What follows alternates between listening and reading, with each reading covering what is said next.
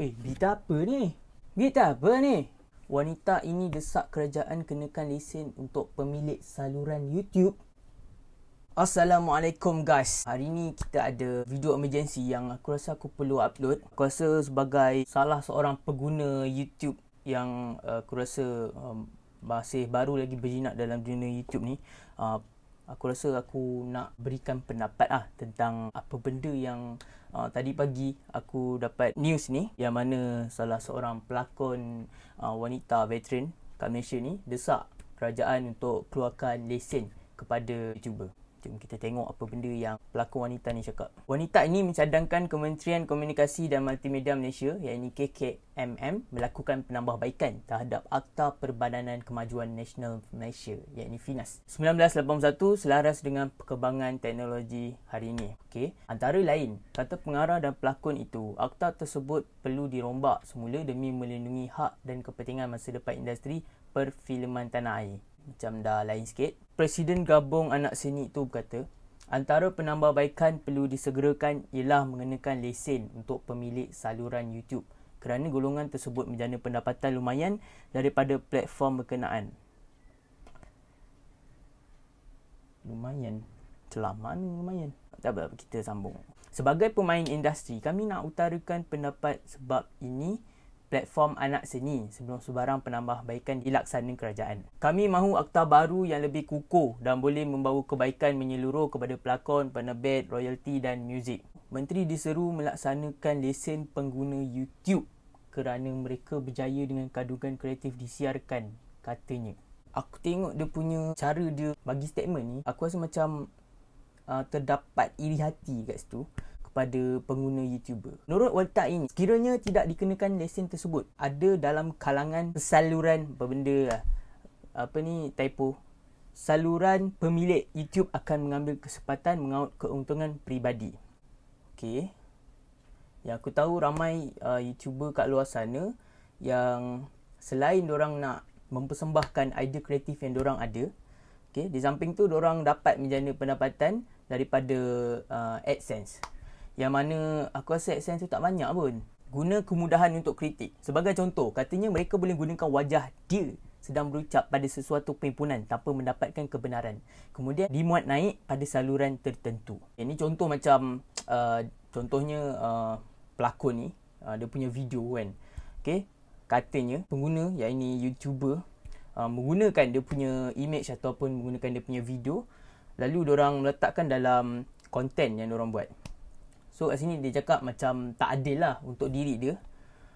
Ibarat macam menggunakan sesuatu benda tu tanpa meminta kebenaran kepada tuan dia. Ini salah satu sebab kenapa dia nak sangat YouTuber ni dikenakan lesen. Wanita ini ditemui pada sidang media diskusi Gabung Anak Seni berkenaan Akta FINAS 198 relevan yang terbatal di Petaling Jaya semalam. Semalam. Berita ni baru keluar hari ni. Hadir sama sebagai panel perbincangan ialah penerbit Ada Apa Dengan Dosa, Ayu Putih, Timbalan Presiden Gabung Anak Seni, Gibran Agi Abdul Ghaffar dan penerbit Tawan Mal Zainuddin Muhammad Ismail. Wanita ini juga menyatakan dia tak kisah jika saranannya itu mendapat kritikan kerana sudah tidak tahan melihat penggiat seni sering menjadi mangsa keadaan. Apa yang jadi mangsa keadaan kat sini? Tak, sekarang ni dia punya statement seolah-olah menyalahkan YouTuber. YouTuber dekat Malaysia ni, disebabkan YouTuber ni lah diorang tak boleh cari makan, diorang tergugat diorang punya kedudukan. Sebelum kau nak salahkan orang lain tu, baik kau salahkan diri kau sendiri. Kenapa korang punya industri tu boleh, orang cakap, boleh ketinggalan dengan yang ada kat dalam dunia YouTube ni? Better tanya diri sendiri lah. Sekiranya mereka ingin mengecam saya, silakan. Kami ada alasan tersendiri kenapa menggesa kerajaan untuk melaksanakan lesen tersebut. Aku rasa dalam beberapa hari ni memang teruk lah. Memang kena kecam oleh netizen sebab netizen pun nakkan something new. Diorang nak benda yang lain daripada yang lain, daripada apa yang diorang tengok selalu dekat televisyen. Jadi diorang sekarang dah bosan asyik tengok benda yang sama. So diorang berubah kepada pergi ke dunia lain, iaitu dunia YouTube. So macam-macam konten diorang jumpa dalam tu. Kenapa tidak kamu, iaitu pemilik saluran YouTube, membayar lesen? Ni dia tanya tak suka saya cakap macam tu, dah tu kamu hasilkan kandungan kreatif, katanya. Apa punya orang nak samakan YouTube dengan dengan industri perfilman? Aduh, pening berlaku. Bagaimanapun kata wanita ni, saranan berkenaan bukan untuk dikuatkuasakan ke atas pengguna Facebook maupun TikTok kerana mereka dianggap pengguna home video. What? Kalau aku maki, video aku ni kena block. Mungkin kita husnuzon lah yang dia tak tahu bahawa Facebook, TikTok, Bigo, apa lagi, Twitch dan seangkatan dengannya memang boleh menjana pendapatan. Okay? Mungkin makcik kita ni dia tak tahu yang content creator yang berada dalam Facebook tu pun diorang menjana lebih banyak pendapatan sebenarnya daripada YouTuber. Dan kalau dia boleh tahu TikTok, okay, macam mana TikTok boleh menjana pendapatan bagi seorang individu tu, mungkin dia boleh buat paid review, mungkin ada orang yang sponsor untuk dia buat video-video dekat TikTok tu. Jadi kenapa dia tak fikir pasal benda tu? Dan YouTube juga sebenarnya salah sebuah platform yang digunakan oleh kebanyakan pengguna untuk membuat home video. Okay? Tak semua orang yang buat video dekat YouTube tu semata-mata nak menghasilkan pendapatan. Ada yang just nak simpan kenangan dia dekat YouTube, just ada nak simpan dia punya video, mungkin dia punya apa orang cakap, dekat YouTube ni mungkin boleh ditonton oleh kawan-kawan dia, saudara mara dia. Jadi benda tu orang cakap memudahkan. Kenapa dia boleh cakap hanya pengguna Facebook dan TikTok? Terdahulu, Saifuddin mengundang perhatian ramai selepas mengumumkan lesen daripada Finas diperlukan dalam semua bentuk penggambaran. Rakaman media sosial peribadi semasa berhujah pada sesi jawab lisan di Dewan Rakyat pada 23 Julai lalu. Ini yang tentang yang kalau kau nak buat YouTube yang dululah. Tapi menteri ni dia dah explainkan balik benda tu sebenarnya akta tu tak sesuai untuk hari ni. Pasal 50,000 lagi apa lagi, kena ada syarikat sendirian berhad. Selepas menerima pelbagai kecaman, dia memberi jaminan bahawa undang-undang itu tidak akan dikenakan terhadap pengguna media sosial sama ada di TikTok, YouTube atau platform lain. Saifuddin juga berkata Akta Finas perlu ditambah baik supaya bersesuaian dengan kehendak semasa. Pada sidang media sama, wanita ini menyuarakan harapan agar Seksyen 233 dan 221 Akta Suruhanjaya Komunikasi dan Multimedia Malaysia 1998 juga dibaik pulih. Paling dikesali, terdapat pemilik saluran YouTube yang menggunakan kemudahan itu untuk mengkritik filem tempatan hingga menjejaskan jumlah kutipan tayangan. Yes, point ni lah sebenarnya kenapa dia nak sangat kerajaan keluarkan lesen kepada semua YouTuber. Kat sini apa yang aku dapat berikan korang gambaran, okay?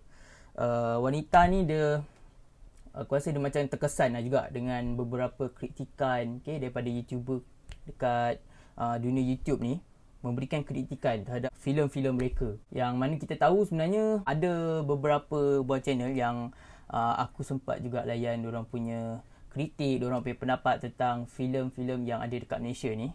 Dan pada pendapat aku, benda tu sebenarnya bagus sebab itu macam memberikan promosi yang percuma kepada filem tu. Contohnya macam filem ni tak laku, filem ni memang filem sampah kan, memang orang takkan tengok, orang takkan pergi. Dengan adanya pengkritik daripada YouTuber ni, okay, diorang cerita pasal filem sampah ni. Diorang cerita pasal kenapa filem ni mendapat kutipan yang rendah. Jadi, penonton-penonton kat luar sana mesti nak tahu kenapa filem ni, pengkritik YouTube ni cakap macam tu. Jadi, diorang akan pergi tengok filem tu dekat Pawagam. Pada aku, benda ni macam free marketing lah untuk filem tu. Jadi, kat sini aku tak faham kenapa dia mempertikaikan benda tu. Kalau dia seorang yang bijak, pastinya dia tak akan marah. Ia mengakibatkan kerugian besar kepada penerbit, pengarah dan juga kru produksi kerana tiada orang mahu menonton filem kami selepas ia digelar produk sampah. Yeah. Industri kita bukan macam Hollywood. 10% saja penggiat filem yang kaya dan selebihnya kategori B40 katanya. Pelakon Spinning Gasing itu menjangkakan gabung anak seni yang dinaungi pelbagai lapisan kerajaan dan pemain industri tanah air itu akan menyerahkan memorandum berkaitan isu dibangkitkan dalam masa terdekat kepada badan-badan kerajaan agar dapat memperkasakan pembangunan hiburan tempatan. Oh guys, so sekarang aku rasa dia memang ambil serius dengan benda ni sampai dia nak serahkan memorandum berkaitan isu dibangkitkan dalam masa terdekat dekat badan-badan kerajaan. So dia memang ambil serius dengan benda ni. Memorandum akan diserahkan kepada SKMM, Perbadanan Harta Intelek Malaysia serta Kementerian Dalam Negeri pada satu tarikh yang akan dimaklumkan kemudian. So guys, lepas ni ada chapter yang kedua. Okay, dia akan buat di mana dia akan serahkan memorandum tu dekat SKMM. Jadi akan ada episod lepas ni daripada makcik ni. Kita perlukan bantuan badan-badan berkenaan dengan keadaan segera kerana muncul kes terbaru membabitkan karya anak tempatan yang memerlukan perhatian segera, katanya. That's it. Itu adalah artikel yang aku baca tadi tu, merupakan artikel daripada makcik. Aku tak nak sebut lah nama dia sebab tadi aku ada terbaca artikel kan. Masa aku baca tadi, dia cakap YouTuber boleh sesuka hati menggunakan gambar dia, video dia, contohnya masa tengah berucap. Even aku rasa nama dia pun aku tak nak sebut lah kan tiba-tiba kena saman ke apa kan. Takut juga kan benda macam tu kan. So sini aku panggil makcik lah. Aku memang respect dengan semua artis, lagi-lagi penggiat seni dekat Malaysia ni semua. Diorang memang terbaik. So makcik ni dia nak gesa kerajaan untuk keluarkan lesen kepada semua YouTuber. Okay. Dan dalam pemikiran dia, dia menganggap semua YouTuber dekat Malaysia ni kaya raya. Setiap video yang dihasilkan oleh YouTuber kat Malaysia ni, pulangan dia memang lumayan berbanding dengan menghasilkan filem. Pada aku, siapa yang mengiyakan apa benda statement yang dah dikeluarkan oleh makcik ni, aku rasa diorang memang tak pernah menjadi seorang YouTuber ataupun tak pernah menjadi seorang content creator. Sebab apa aku cakap? Sebab kalau betul lah korang pernah menjadi content creator, okay, lagi-lagi korang mengharapkan pendapatan daripada Google AdSense. Tadi masa aku tengok video temu ramah si makcik ni, dia kata selepas YouTuber ni mendapat 1000 subscriber dan apa lagi 4000 jam tontonan, diorang boleh menghasilkan duit yang lumayan lah. Benda tu memang indah khabar dari rupa lah. Okay? Tak semua YouTuber kat Malaysia macam tu. Even setiap video yang YouTuber keluarkan dekat YouTube ni, bayaran yang dibayar oleh Google AdSense berbeza. Aku nak cakap benda lain, dah ada banyak channel yang cakap pasal benda ni. Korang boleh contoh lain macam Zavlog, okay, Kadok pun ada cakap pasal benda ni. Aku sebenarnya kesian dengan anak-anak muda yang baru saja diorang nak berkarya dalam dunia YouTube ni. Sebab kalau korang tahu, dekat Malaysia ni kita memang kekurangan YouTuber berbanding dengan negara jiran kita, Indonesia. Kalau kita tengok dekat Indonesia punya dunia YouTube diorang memang meriah gila guys. Tak sama dengan Malaysia. Orang cakap macam langit dengan bumi lah. Malaysia ni yang kita nampak depan mata ni, itu baru aku boleh panggil 2% berbanding negara jiran kita, Indonesia. Indonesia, berapa banyak bintang filem, berapa banyak orang cakap artis yang memang bermula daripada YouTube memang ramai gila. Okay? Kita bukan nak cakap pasal populasi diorang banyak berbanding dengan Malaysia, tetapi kita nak tengok, kita nak bandingkan dekat sini macam mana diorang punya pemikiran tentang industri hiburan berbanding dengan kat Malaysia ni. Baru je YouTuber buat pendapatan yang aku rasa tak semua YouTuber buat pendapatan yang lumayan, dah ada pihak yang ragukan benda tu. Aku nasihatkan kepada yang nak mula YouTube, kepada yang nak baru mula jadi content creator, teruskan usaha korang. Jangan takut dengan makcik ni minta dekat kerajaan. Tak pernah lagi dekat dunia ni, kat mana-mana negara sekalipun, yang kalau korang nak buat YouTube, korang kena ada lesen. Semua ni memang rubbish habis. Teruskan apa semangat korang nak buat tu, buat je. Teruskan berkarya dan jadilah anak muda yang berfikiran jauh. Jangan macam makcik ni. Kalau nak kirakan pendapatan tu, aku rasa better aku buat part time dekat luar, okay, daripada aku buat video kat YouTube ni. Sebab kalaulah makcik ni dia pernah jadi seorang YouTuber dan bermula dari bawah, aku rasa dia tak akan cakap macam ni. Memang dia tak akan cakap. Paling menyedihkan kalau kita buat setiap video tu untuk 1000 subscriber, mungkin Google AdSense bayar kita dalam $2 gitu. Kalau convert kat Malaysia, baru berapa sangat guys. Aku nak cakap satu je, please guys, kepada siapa yang nak jadi YouTuber kat luar sana, yang baru nak jadi. Sebab aku banyak tengok sekarang ni, banyak anak muda yang bercita-cita jadi YouTuber. Aku sangat suggest korang jadilah YouTuber. Walaupun kita dah ada beberapa orang YouTuber kat luar sana yang dah melepasi 1 juta subscriber, okay, itu membuktikan bahawa Malaysia ni mempunyai potensi yang besar untuk melahirkan banyak lagi anak muda yang kreatif. Pening lah. Itu je kot aku punya ulasan kan tentang benda ni. And kalau korang nak dengar penjelasan yang lebih, orang cakap lebih praktikal kan, korang boleh layan penjelasan daripada Zavlog ataupun Kadok lah. Dan ada yang lain tu bagi. So itu saja untuk video hari ni. Aku buat simple-simple je. And itu je. Assalamualaikum.